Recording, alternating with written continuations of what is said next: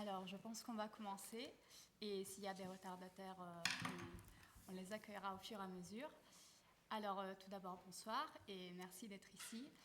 Pour ceux qui étaient déjà avec nous dans les premières séances du séminaire, vous aurez remarqué qu'aujourd'hui, le contexte est un peu différent. Est-ce que vous m'entendez déjà?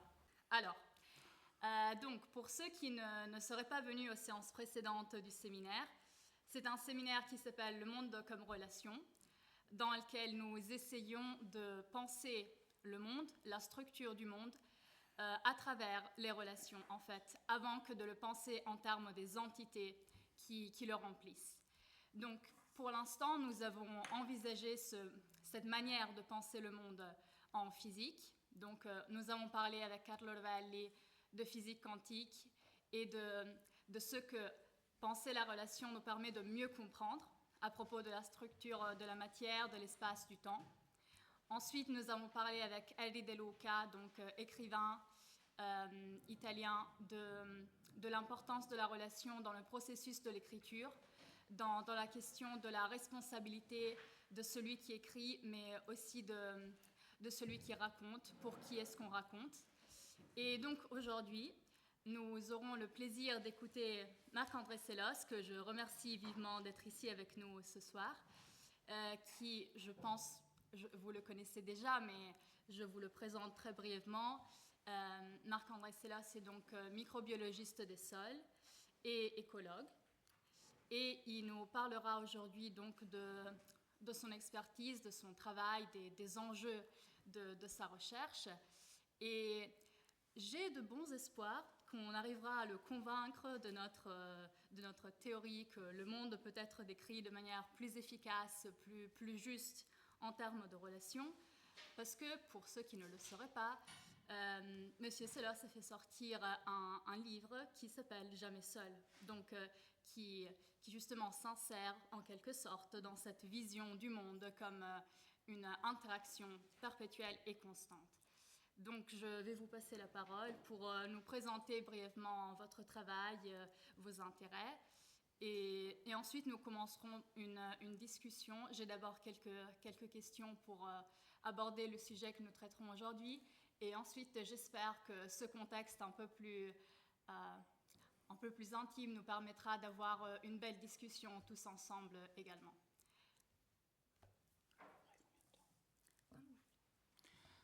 Bon, alors merci d'être venus. Pour ceux qui sont au fond et qui n'entendent pas, je leur ferai la même remarque qu'à peu près tous les étudiants que j'ai vus un jour en amphi, c'est qu'il y a des places devant. Voilà. Alors, donc, sur l'objet qui nous intéresse aujourd'hui, je pense que la discrétisation du réel a toujours été à la base d'une relative efficacité scientifique. En tout cas, dans ma discipline, le fait de distinguer des individus, des organismes, des espèces, c'est extrêmement efficace. En tout cas, ça nous a donné, par exemple, une médecine qui est largement basée sur les concepts d'homéostasie et d'organismes. D'ailleurs, il existe encore des formations à la biologie des organismes dans ma discipline. Mais une fois qu'on a engrangé l'efficacité de la discrétisation, il ne reste qu'à aller plus loin. Et c'est finalement en la renversant ou en regardant les liens qu'on arrive à plus d'efficacité. Par exemple, prenons le concept d'espèce. Il peut paraître relativement intuitif, mais en réalité, c'est un sacré bordel. L'espèce, on l'a d'abord définie, et d'ailleurs on continue à la définir morphologiquement. Après tout, quand vous achetez un saumon ou une Batavia sur le marché, c'est sur leur mine que vous les reconnaissez. Rapidement, on s'est aperçu qu'il arrivait que des choses c'est ce qu'on appelle les espèces cryptiques. Il y en a parmi les lézards, par exemple. Ce qu'on appelle le lézard de muraille, par exemple, on courage pour savoir à l'œil quelle espèce c'est vraiment. C'est pareil pour les grenouilles vertes, d'ailleurs. On s'est aperçu qu'il y avait souvent des espèces distinctes. En fait, ce qu'on a vu, c'est qu'ils ne se mélangeaient pas génétiquement entre eux. Il y avait des entités dans lesquelles les gènes ne s'échangeaient pas, entre lesquelles il n'y avait pas d'interfertilité. Et donc on a proposé un critère qui est le critère d'interfertilité. Ce sont de la même espèce deux organismes qui se croisent, c'est-à-dire qui peuvent se croiser, c'est-à-dire qui peuvent avoir des descendants ensemble. c'est bien sur le papier, c'est déjà un tout petit peu moins pratique pour faire son marché, hein. Surtout que quand vous avez un saumon sur l'étal, pas très facile de réaliser des croisements avec, hein, puisqu'il est mort.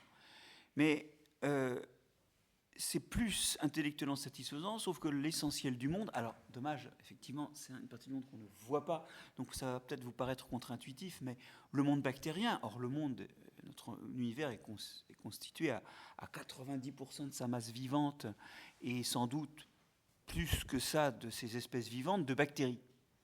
Les bactéries, au sens large, ce qu'on appelle techniquement les œufs, bactéries et les archées, elles ne se croisent jamais, elles se reproduisent en se coupant en deux, et c'est à peu près tout ce qu'elles font. Elles ne font jamais un descendant en se croisant. Donc on ne peut pas appliquer ce caractère-là.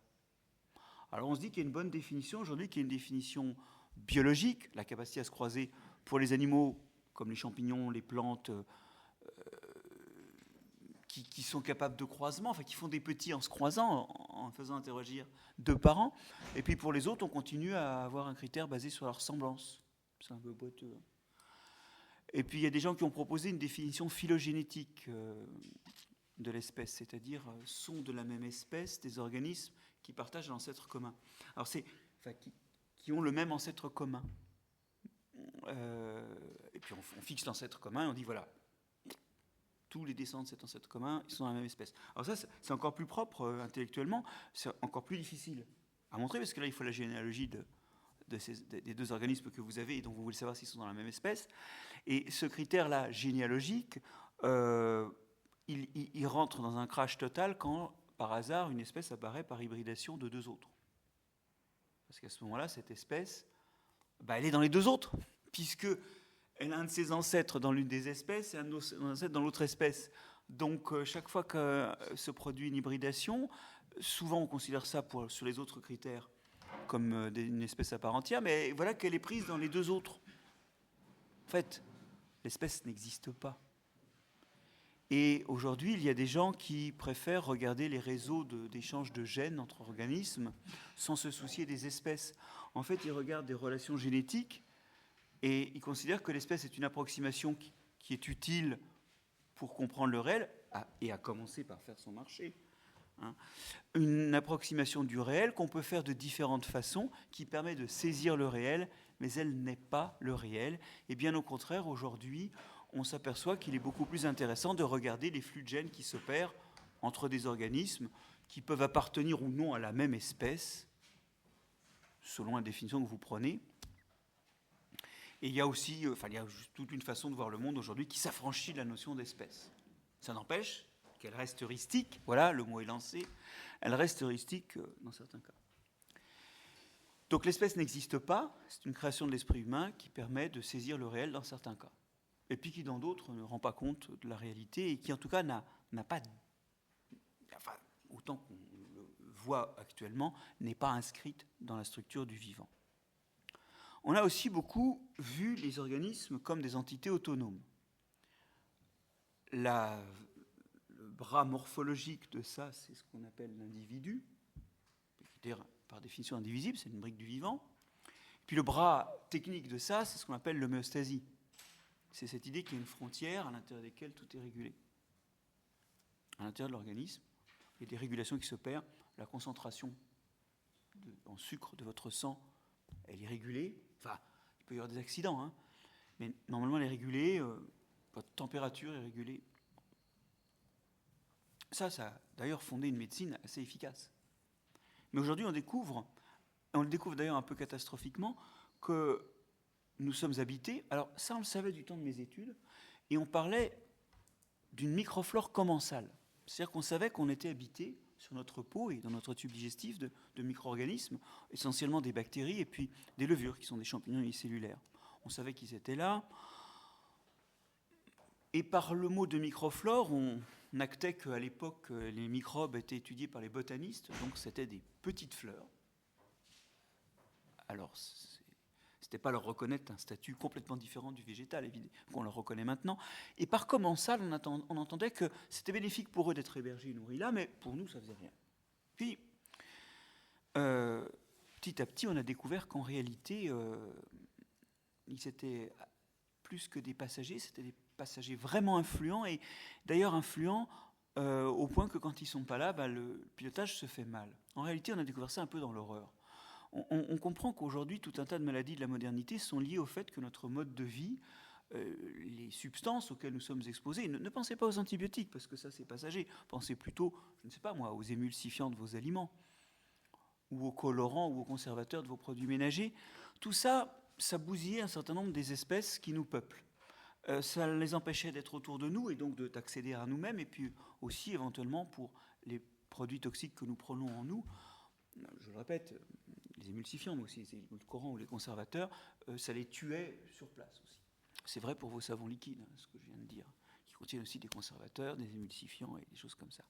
Donc on tue aussi bien sur notre peau que dans notre tube digestif certaines espèces qui ne sont pas adaptées à ces nouvelles choses-là, et en réalité on découvre aujourd'hui, alors je vais faire brut parce que je ne vais pas relivrer les preuves de ça, elles sont dans un excellent livre que vous avez cité, mais elles sont aussi patentes dans toute une littérature scientifique de vulgarisation.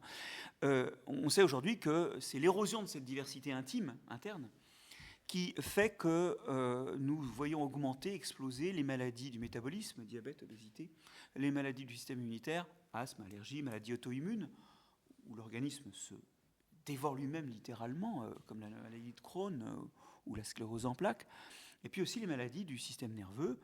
Alors certaines personnes me reprochent à propos de certaines d'entre elles d'utiliser le terme de maladie, mais je ne vous recommande pas d'avoir ces symptômes-là, parce que vous verrez qu'on vit moins bien, et c'est ce qu'on appelle la maladie. C'est pas stigmatisant d'être malade, hein. C'est juste le fait qu'on vit moins bien. Dans ces maladies du système nerveux, on compte l'autisme, le Parkinson, l'Alzheimer, et puis aussi, semble-t-il, un certain nombre de troubles dépressifs et de burn-out. Parce qu'en fait, ces organismes-là, en nous, émettent des substances qui aident à réguler le fonctionnement de notre mise en réserve, de notre digestion, de notre humeur, du fonctionnement de notre système nerveux, du fonctionnement de notre système immunitaire, et que, en fait, une partie de la régulation, c'est pas nous, c'est eux.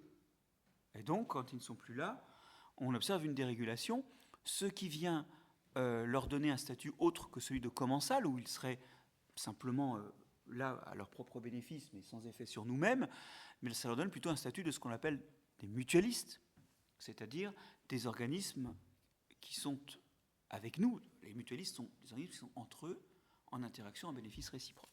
Et donc, on parle aujourd'hui de microbiote. On a changé de nom, mais derrière le concept de microbiote se cache non seulement l'idée qu'ils sont en nous, mais aussi l'idée que le lien qu'on a avec eux est un lien mutualiste. Donc vous voyez qu'il n'y a pas d'homéostasie. En tout cas, elle n'est pas faite par nous. Alors certains ont essayé de sauver ça en disant, bon, mais alors, si je rajoute les microbes, j'obtiens l'entité autonome capable d'homéostasie. Peut-être, mais si je vous serre la main, je récolte un bon 10 millions de bactéries de cette main, et inversement, et quelque part, ils ne sont en moi souvent que parce qu'ils sont sur un autre. Et quelque part, cet autre qui me permet, de façon plus ou moins directe, peut-être simplement parce qu'il a touché, ou les aliments qu'il m'a préparés, cet autre qui me permet de m'infecter, il fait aussi partie de ce qui fait que j'ai un microbiote. Donc quelque part, il y a derrière des liens à d'autres moi-même qui ne sont pas forcément encapsulés derrière cette idée de refaire une entité autonome. Elle n'est pas vraiment autonome, elle est quand même ouverte, et c'est pour ça qu'elle est colonisée. Cette entité autonome, hein, c'est ce qu'on appelle l'holobionte. Aujourd'hui, on tend à considérer plutôt non plus l'individu humain, mais c'est vrai aussi pour les chats ou les platanes. En tant que tel, on rajoute tous les microbes embarqués et on dit, voilà, cet organisme et les microbes qu'il a embarqués, c'est ça l'entité élémentaire à considérer. Mais c'est n'importe quoi, parce que, une fois de plus, mes platanes, ils sont associés à des champignons au niveau de leurs racines qui les aident à exploiter le sol. C'est là-dessus que travaillent mes équipes de recherche. Mais oublions cette association trop dans le détail. Ce champignon est nourri en sucre par la plante et il fait les courses en échange. Il va chercher des sels minéraux et de l'eau dans le sol. Mais ce champignon, quand il grandit dans le sol, rencontre les racines d'une autre plante et établit la même interaction avec cette autre plante. D'ailleurs, la plante elle-même a des interactions avec plusieurs champignons. Donc finalement, on finit par avoir un réseau où une plante est associée à des champignons, mais elle contribue à les nourrir tout en même temps que les plantes voisines. Donc finalement, où est-ce que j'arrête mon holobionte là ? Surtout que dans l'exemple que je vous dis, c'est pas juste que je viens de prendre des microbes sur un partenaire, c'est que là, les microbes sont en colloque. Oui, les deux plantes co-louent le microbe en le nourrissant et en bénéficient toutes les deux. Donc, en fait, on voit des réseaux qui se profilent derrière. Et on se dit, plutôt que d'essayer de sauver des entités, concentrons-nous sur les réseaux.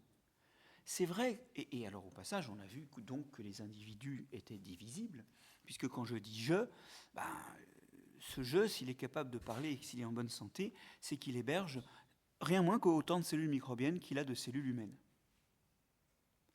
L'essentiel étant dans le tube digestif, d'ailleurs, rien que dans le tube digestif, l'ordre de grandeur des bactéries du tube digestif, c'est l'ordre de grandeur du nombre de nos cellules, 10 000 milliards. Par chance, ils sont plus petits que nos cellules, et ça fait qu'1,5 kg. Alors, si j'en reviens au cœur de mon idée, je peux être divisé, parce on peut séparer ces trucs-là. D'ailleurs, on peut même les cultiver séparément, ou les inoculer à un voisin. Donc, nous ne sommes pas indivisibles, et la régulation est faite par nous en partie, mais en même temps avec d'autres organismes. Et donc, l'homéostasie est une propriété de groupe, et un groupe qui ne se limite pas forcément aux microbes qu'on a embarqués, mais également aux autres organismes autour de nous qui abritent ces microbes, nous inoculent, voire, dans le cas des plantes associées à des champignons du sol, les co-nourrissent. En fait, il n'y a donc pas vraiment d'individus dans la nature, il n'y a pas d'homéostasie, mais en même temps, il y en a. Parce que si vous suivez le raisonnement que j'ai suivi pour l'espèce tout à l'heure, c'est heuristique, c'est une façon de décrire les choses. Ça nous permet de saisir le réel, ça nous permet de discuter. Et c'est une approche du réel. Simplement, le réel ne se réduit pas à cette approche. Et les catégories que nous y dessinons, pour pratique qu'elles soient, elles n'existent pas pour autant. Ce sont des représentations du réel. Et donc, on va continuer à parler d'espèces, en sachant que c'est une approximation, une façon de verbaliser une chose dont on ne sait pas ce qu'elle est. Je suis désolé, j'essaie de parler avec des mots de philosophie, mais je ne suis pas sûr que certains d'entre vous ne soient pas en train de sourire au fond d'eux-mêmes. Mais mon propos est sincère. C'est juste des façons de saisir le monde. Et de façon assez amusante, les biologistes n'ont pas l'air de réaliser ça eux-mêmes. Souvent, ils pensent que ça existe dans l'absolu et qu'il y a des exceptions. Mais en réalité, ces exceptions montrent qu'il y a une autre façon de décrire le monde. Et de même que tout à l'heure, je vous disais qu'aujourd'hui, il y a des gens qui s'intéressent plutôt au réseau d'échanges génétiques entre organismes, quels qu'ils soient. Aujourd'hui, il y a des gens, et dans mon équipe en particulier, qui travaillent sur des réseaux. C'est-à-dire, on fait la liste des espèces de plantes, on fait la liste des espèces de champignons. Alors, je vous la fais simple, mais on est plutôt sur des milliers de partenaires à chaque fois. Et puis, on regarde qui s'associe avec qui.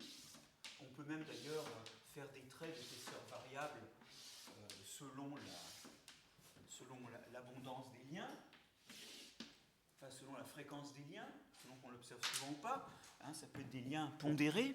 Et puis, on regarde ces réseaux et leurs propriétés. Et on découvre derrière ces propriétés qu'il y a des sous-modules qui révèlent des choses qui construisent les écosystèmes, qu'il y a ou non une tendance à avoir les mêmes partenaires que les organismes évolutivement proches ou pas. Quand on met l'arbre phylogénétique, c'est-à-dire l'arbre évolutif des deux côtés, l'arbre évolutif des plantes et des champignons, on voit si c'est ou non un produit de l'évolution ou au contraire quelque chose qui est contraint par l'environnement. Enfin, on arrive aujourd'hui à faire des travaux qui se servent du graphe, qui sont basés sur le graphe d'interaction et qui utilisent alors beaucoup de mathématiques pour écouter les propriétés de ces graphes. Et puis après, on essaie de les raccrocher, ces propriétés, à des paramètres écologiques ou des choses comme ça. Alors, ça vous paraît peut-être un peu abstrait, mais ce que je veux dire, c'est qu'il y a une place pour faire une autre approche, qui est une approche basée sur les relations. Voilà. De même que tout à l'heure, quand on essayait de faire des espèces, c'était des choses qui se ressemblaient génétiquement, mais aujourd'hui, on peut regarder les relations génétiques qu'il y a entre les organismes et comment ils échangent des gènes. En réalité, je suis tout à fait d'accord que dans mon domaine, une vision basée sur les relations est tout à fait possible. Il est aussi stupide de dire que le monde est fait d'espèces que de dire qu'il est fait de relations, mais en revanche, parce qu'il n'est pas fait de ça, mais en revanche, ce qui est certain, c'est que l'heuristique de la relation, elle nous attend. C'est-à-dire que, comme cette approche, on ne l'a pas parcourue, justement, il y a des choses à trouver là-dedans qu'on n'avait pas envisagées avant. Et je le redis, souvent quand je dis ça en colloque ou à mes étudiants, ils sourient en se disant que c'est encore un effet de manche de dire qu'il n'y a pas d'espèces, il n'y a que des relations, il n'y a pas d'organismes, il n'y a que des relations. Mais en réalité, c'est un vrai programme de travail, c'est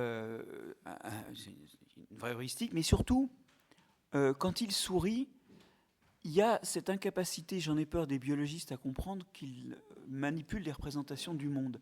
Et pas tous, hein, mais assez fréquemment, on a vraiment du mal à inculquer cette idée. Si je peux prendre une métaphore, enfin, si je peux plutôt, plus exactement, aller chercher un exemple dans un autre domaine, en physique, on manipule, on modélise, on prédit le comportement et les propriétés de la lumière, soit comme une particule, soit comme une onde. Mais je ne crois pas qu'il y ait de gros débats pour savoir si c'est une particule ou une onde. Non seulement c'est vécu comme pas du tout exclusif, mais en plus c'est pas du tout vécu comme quelque chose qui raconterait l'essence de la lumière. C'est une façon de manipuler la lumière et de faire des calculs dessus et de prédire des choses ou d'expliquer les propriétés. Et donc, oui et non. Oui, le monde est aussi fait de relations. N'est-il fait que de relations ? Là, peut-être qu'il ne faut pas exagérer. Mais en attendant, d'un point de vue pratique, je pense que pour les biologistes, c'est un bon programme de faire comme si. Alors, j'ai tout de suite pas une objection, mais presque, à faire. Alors, vous disiez que c'est pratique pour parler, pour étudier, de faire comme si il y avait des individus, faire comme s'il y avait des unités et non pas des relations. Mais est-ce que c'est pratique aussi pour nous insérer dans cet ensemble de relations qui existent autour de nous? Je reprends l'exemple que vous faisiez de tous ces produits qu'on utilise qui en fait détruisent une partie de des bactéries qui ne sont pas nocives pour nous. Est-ce que dans ce type de cas, par exemple, de penser d'abord au système de relations dans lequel nous sommes insérés pourrait nous permettre d'ajuster notre manière d'en faire partie? Oui, alors moi je ne le vis pas comme une objection. C'est quand je parlais d'heuristique, ça commence déjà au niveau du choix des gestes quotidiens et donc des choses qu'on va proscrire. C'est tout à fait exact qu'en n'ayant pas vu ces liens, on s'est abîmé. On s'est abîmé intérieurement puisque aujourd'hui on n'est plus en situation ni d'être colonisé, ni de laisser survivre en nous la diversité sur laquelle on s'appuie, la diversité de liens, ici, effectivement, mais aussi on voit très bien que ça a corrompu notre lien à la nature. C'est-à-dire, j'entends par nature, vous entendez peut-être par nature tout ce qui est non humain, mais avec une vision un peu descolienne, hein, c'est aussi nous. Mais nous sommes une partie de la nature, nous sommes engoncés, enferrés, enfouis dans tout un tas de liens au monde naturel et on ne les voit pas. Donc du coup, parmi certaines de nos actions, certaines ne sont pas cohérentes avec ça. Je vais vous donner un exemple, qui va être un exemple double. Vous prenez une plante, vous vous apercevez qu'elle pousse mieux si on lui donne des engrais, et qu'elle est moins malade, donc elle pousse encore mieux si vous mettez des pesticides dessus. Et d'ailleurs, le bilan de ça, c'est qu'il n'y a plus de famine quantitativement. Il faut le dire, hein, quand même, ça a été un progrès.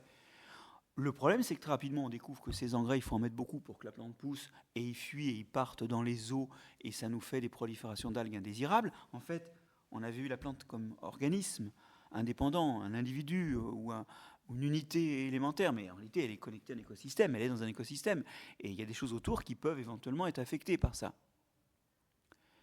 Et puis, quand nous, en fait, on consomme soit les eaux qui viennent des sols où on a appliqué ces produits, soit les produits eux-mêmes, on s'intoxique. Bon, nos engrais minéraux, ils sont contaminés au cadmium. Aujourd'hui, c'est un vrai problème de santé publique en France dont on ne parle pas, c'est qu'on mange tous 1,4 fois trop de cadmium. Et ça explique notamment l'augmentation des cancers du pancréas de 3% en France par an.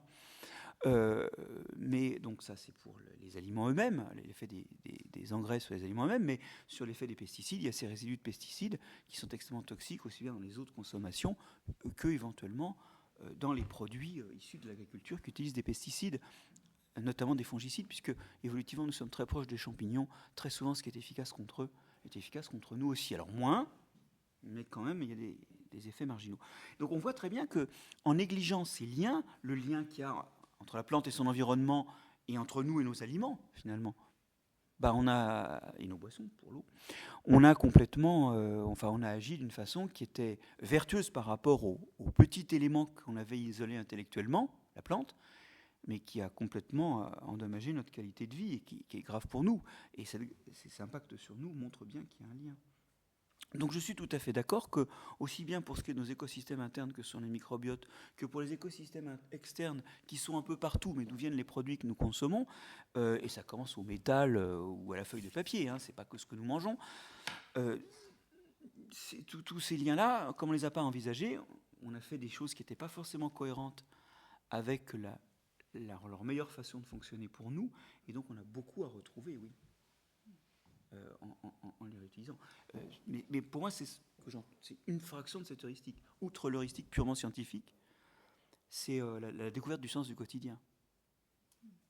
Et dans ce cas, est-ce qu'on peut préciser un peu cette heuristique que vous proposez de manière complémentaire? Est-ce qu'il s'agirait, en suivant l'écologie, de modéliser tous les organismes, par exemple, comme des écosystèmes? Est-ce qu'il s'agirait de continuer de se servir de la notion d'espèce, mais en utilisant le concept de l'obionte, de symbiose, par exemple? Jusqu'à quel point est-ce qu'il faudrait aller? Alors, le lobionte, de toute façon, c'est une façon de faire survivre la notion d'individu, mais à une autre échelle, c'est encore du discrétisé, donc on voudrait plutôt du lien. Mais effectivement, maintenant, il faut vraiment effectivement envisager aussi bien la recherche que finalement l'action quotidienne dans le domaine du vivant comme faite de liens. Et on a vraiment besoin aujourd'hui d'avoir une vision systémique du monde où on est. On doit absolument reconstituer une vision de cette complexité pour savoir si nos actes sont jouables ou pas. C'est vraiment un défi parce que, vous allez me dire c'est moins simple, mais je ne pense pas forcément qu'on vive dans un monde simple. Si vous voyez des objets comme ça, leur maniement est quand même relativement complexe. Donc moi, je ne suis pas complètement sûr que ce soit plus difficile, c'est juste un changement de point de vue. Il faut vraiment maintenant voir les interactions partout. Et ça veut dire que quand on a un problème ponctuel, la façon de voir ce problème, la croissance d'une plante par exemple qui ne veut pas grandir ou qui est malade, et la solution que l'on doit apporter, on doit l'évaluer non pas seulement sur le point où on a repéré un problème, mais également autour. Et c'est comme ça qu'on trouve par exemple que, et aujourd'hui c'est un point, on recroisait des débats vraiment qui sont sur la place publique, c'est que les haies sont des facteurs de limitation de la propagation des maladies. Donc quelque part, à un moment, les maladies qu'on observe aujourd'hui sur nos cultures sont des maladies liées à l'absence de haies entre les cultures. Voilà. Ça n'explique pas tout. Mais ça suggère qu'en rétablissant des haies, on peut se débarrasser d'une partie des problèmes. Donc déjà, ça c'est un exemple d'analyse un peu plus complexe, c'est de voir la plante dans son champ et dans ce qu'il y a au bord du champ. Et puis après, au niveau des solutions, il faut absolument agir d'une façon qui soit cohérente avec le maintien des liens utiles et notamment avec leur bon fonctionnement par rapport à nous. Et ça veut dire qu'il faut retrouver des logiques qui empruntent plus les fonctionnalités habituelles du vivant et des écosystèmes que des logiques interventionnistes où on change la règle du jeu et on va casser au passage un certain nombre de liens en risquant que ça provoque des effets marginaux. En l'occurrence, et pour reprendre l'exemple des pesticides, très très souvent, lorsqu'on applique des pesticides, c'est vrai aussi quand on applique d'ailleurs des antibiotiques ou on désinfecte une plaie, on élimine également des organismes qui sont évolutivement proches des pathogènes que l'on veut tuer, mais qui font partie du microbiote, c'est-à-dire qui font partie des agents ordinaires ne fût-ce que de défense, mais également avec d'autres rôles fonctionnels. Et donc on casse en fait la protection ordinaire en amenant une protection extraordinaire. En d'autres termes, il ne faut pas raisonner les choses élémentairement, il faut les raisonner en connaissant ou en essayant de prendre en compte les liens connus, à la fois pour comprendre ce qui se passe et pour évaluer la pertinence des solutions.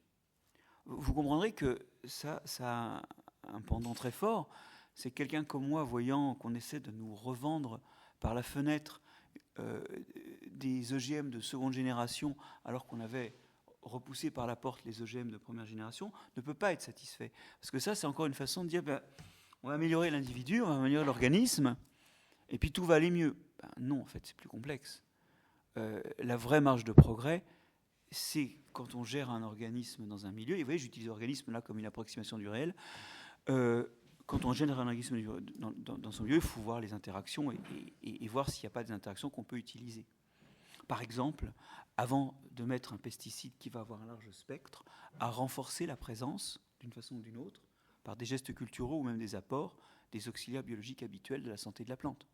Bon, ça existe, hein. Il y a des spécialités comme des trichodermas qui sont sur le marché depuis 30 ou 40 ans et qui sont des trucs qui s'installent sur les feuilles et qui les protègent des maladies, mais c'est très peu visité et très peu...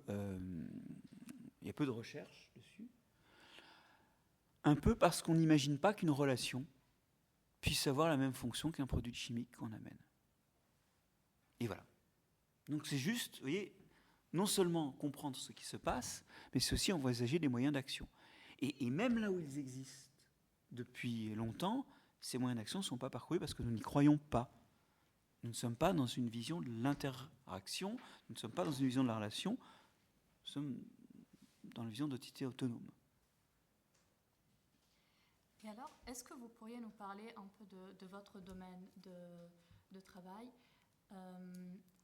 Comment est-ce que cette attention au lien et en même temps aux frontières utiles se fait dans votre domaine en microbiologie, dans l'étude des sols, des champignons?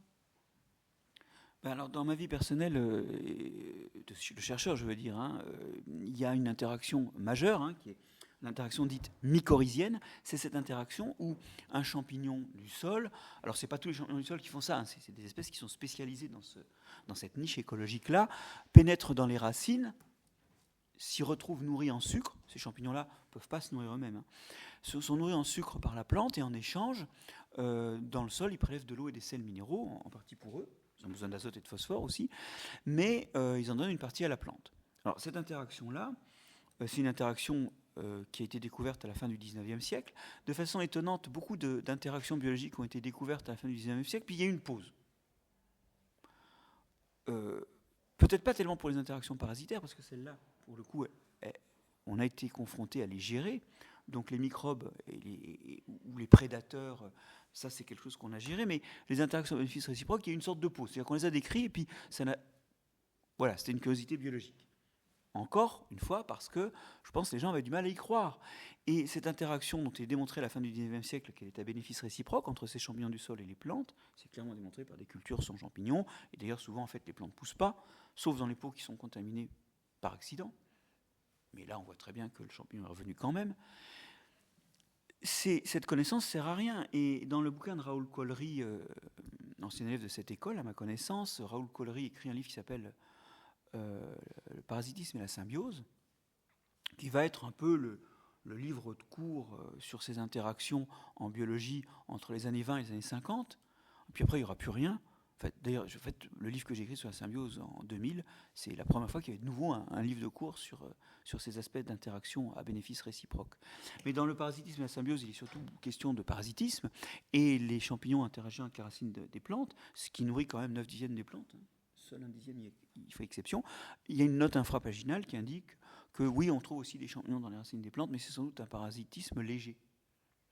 Alors même que si on lit bien les papiers qui décrivent ça à la fin du 19e, c'est clairement un bénéfice réciproque. En fait, il y a un doute sur le fait que l'interaction soit puissante. Et ce qui est d'ailleurs pernicieux, c'est qu'on ne doute pas trop qu'elle puisse être puissante quand elle est négative, puisque tout le monde sait bien que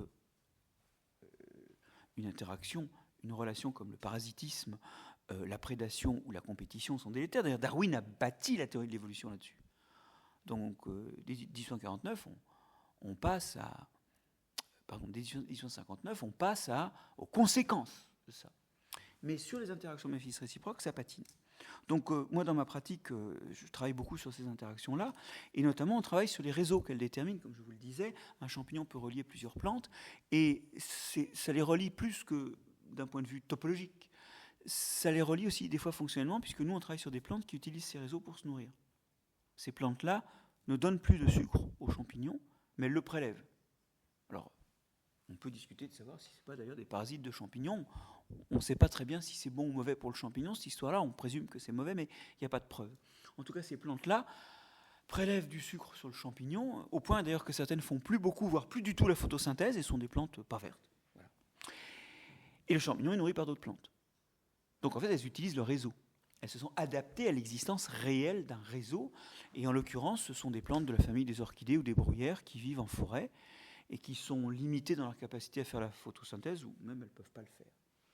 Donc on voit bien ces réseaux, nous on voit un peu les truands du réseau, puisque ce sont les organismes qui l'exploitent, mais il n'y a pas que ça.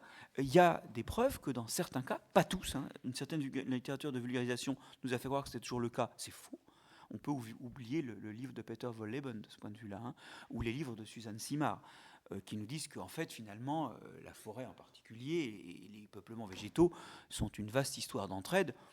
Bon, moi en forêt, je vois surtout des troncs qui sont des façons de faire de l'ombre aux voisins. Je vois surtout ce que un grand évolutionniste anglais, Maynard Smith, appelait les griffes et les ongles des plantes, les tiges, avec lesquelles elles abîment leurs voisins en mettant les feuilles au-dessus et en les empêchant de recevoir de la lumière.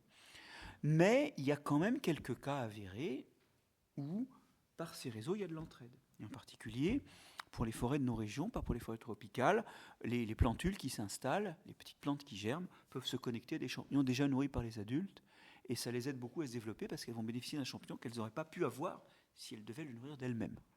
En creux, c'est une critique sévère de la coupe à blanc en foresterie.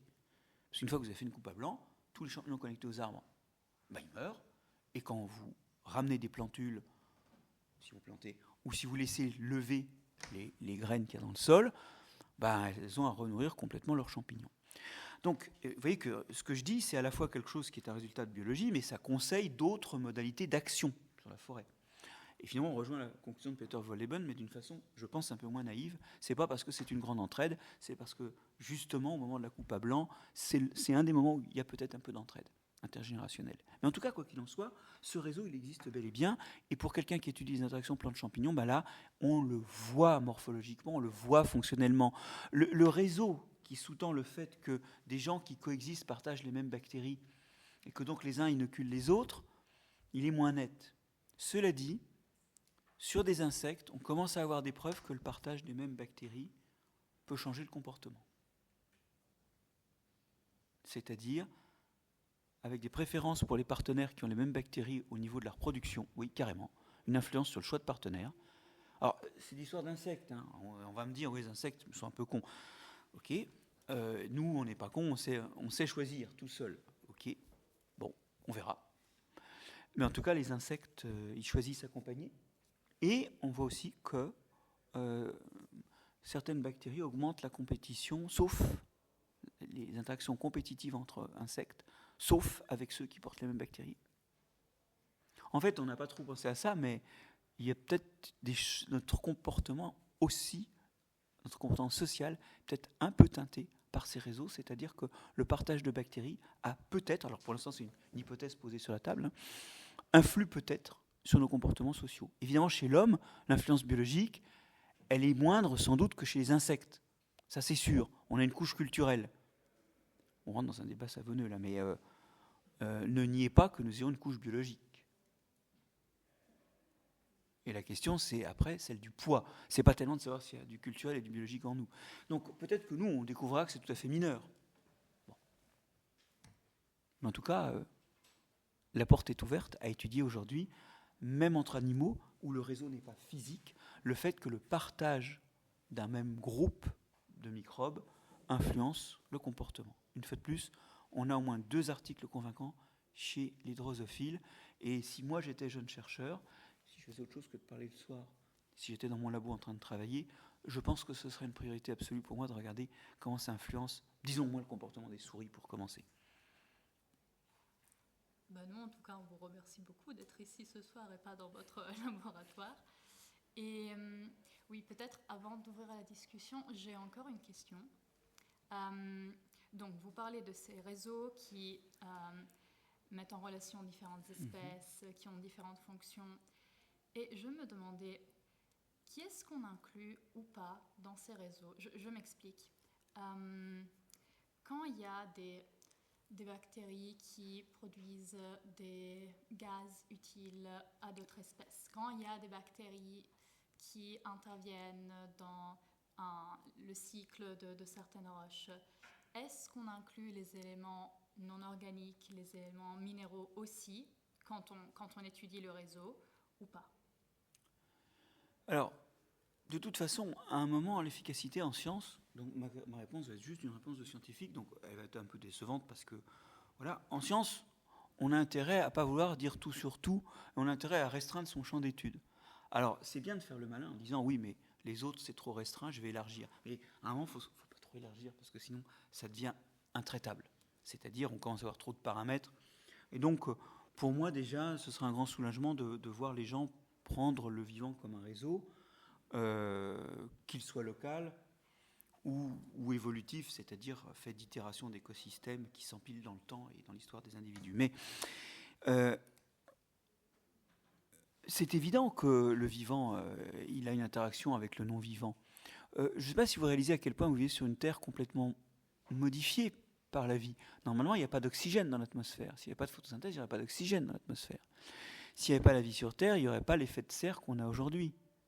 Et donc, il ferait sans doute quelque chose comme moins 5, moins 10 degrés. On n'aurait pas de nitrate, on n'aurait pas de sulfate, on n'aurait pas de... Par contre, on aurait énormément de H2S. Ce serait pas terrible pour la santé. Hein. En réalité, toute la chimie de la Terre a été changée, même d'ailleurs son habitabilité. Je veux dire, la couche d'ozone qui nous protège et qui nous permet que les ultraviolets solaires n'arrivent pas jusqu'à nous, c'est une construction microbienne. Les premiers microbes qui ont émis de la photosynthèse, ont émis de l'oxygène, et dans la haute atmosphère, cet oxygène a donné un bouclier d'ozone. Alors, c'est pas eux qui ont fait l'ozone. Mais s'ils n'avaient pas fait l'oxygène, il n'y aurait pas d'ozone. C'est comme ça que la Terre ferme, la Terre émergée est devenue habitable. Donc en fait, on peut dire que le vivant a terraformé la Terre. Et c'est une des choses d'ailleurs qui traîne derrière la vision de Gaïa. Il y a deux choses dans la vision Gaïa, que d'ailleurs la Tour n'a pas proprement, à mon avis, délimitées. Michel Serres a fait un meilleur travail qui proposait d'ailleurs de remplacer Gaïa par Biogé. Alors, bon, on en fait ce qu'on veut, mais Michel Serres observait qu'un organisme se reproduit et que lui n'avait jamais vu la Terre se reproduire. C'est assez élémentaire, mais ce que ça veut dire, c'est qu'en fait, il y a un niveau d'organisation différent entre les individus, les organismes, et j'hésite pas à l'utiliser, parce que c'est mon approximation du moment, du réel, et les groupes, que sont les écosystèmes ou toute la biosphère. Donc, prendre Gaïa comme un grand organisme, c'était la vision historique de Lovelock et de Lynn Margulis, qui avait cette vision de la Terre comme un organisme vivant, et qui... alors Lynn Margulis, qui est quelqu'un qui, par ailleurs, a fait faire de grands progrès au concept de symbiose et de mutualisme. Mais moi, je n'étais pas très loin d'accord avec elle là-dessus. Alors, elle s'en fichait complètement, d'ailleurs, parce que c'était une femme brillante et elle n'avait rien à faire à l'époque du jeune étudiant français qu'elle avait rencontré lors d'un colloque à Woods Hole en 1997.